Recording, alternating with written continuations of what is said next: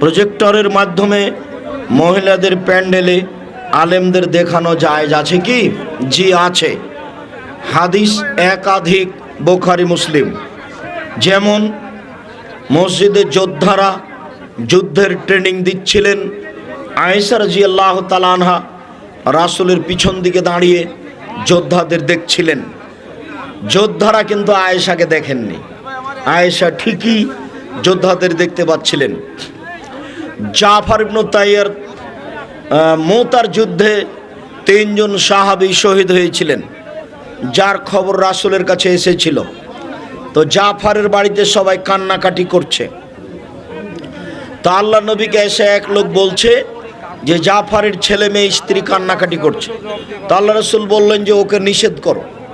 তো নিষেধ করলো, কিন্তু মানে না। তখন আল্লাহ রাসূল আবার ওই লোকটা এসে আল্লাহ রাসূলকে বলল যে আমি বলছি কিন্তু ওরা মানে না, চুপ থাকতে চায় না। বলে আবার যাও বলো। আবার গেল, আবার এসে বলছে ওরা আমার কথা মানে না, খালি কান্নাকাটি করছে। তখন আয়েশা রাদিয়াল্লাহু তাআলা আনহা ভিতর থেকে দরজার ফাঁক দিয়ে দেখছিলেন এই অবস্থা।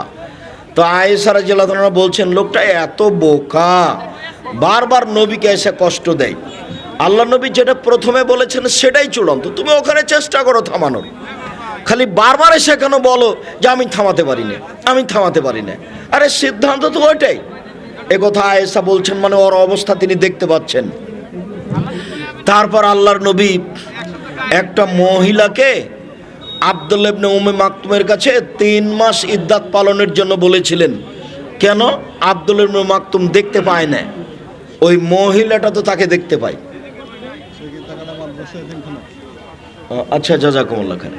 তো একটা যে হাদিস আছে, আল্লাহ রাসূলের 2 জন স্ত্রী বসেছিলেন, এই সময়তে আব্দুল্লাহ ইবনে উম্মে মাকতুম অন্ধ মানুষ আসছেন। তা আল্লাহ রাসূল বলছেন যে শোনো জায়নাব সরে যাও, ওই যে আব্দুল্লাহ ইবনে উম্মে মাকতুম আসছে। তো জায়নাব বলছে আল্লাহ রাসূল ও তো অন্ধ মানুষ, আমাদের দেখতে পায় না।